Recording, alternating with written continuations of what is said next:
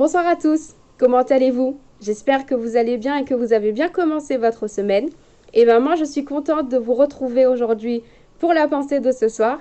Et on va lire aujourd'hui l'évangile de Matthieu au chapitre 7, le verset 24 et 25, où il est dit « C'est pourquoi toute personne qui entend ces paroles que je dis et les met en pratique, je la comparerai à un homme prudent qui a construit sa maison sur le rocher.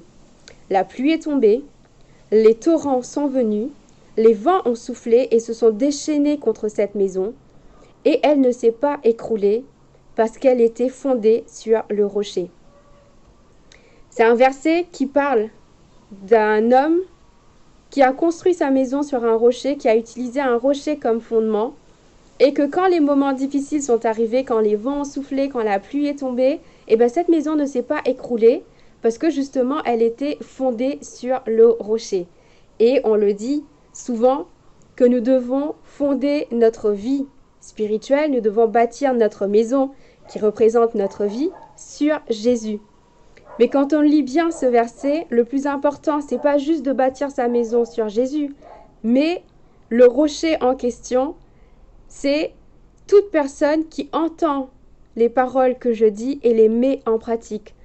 Alors, si nous voulons vraiment avoir une maison qui est bâtie sur le rocher, Jésus nous donne la réponse à cela.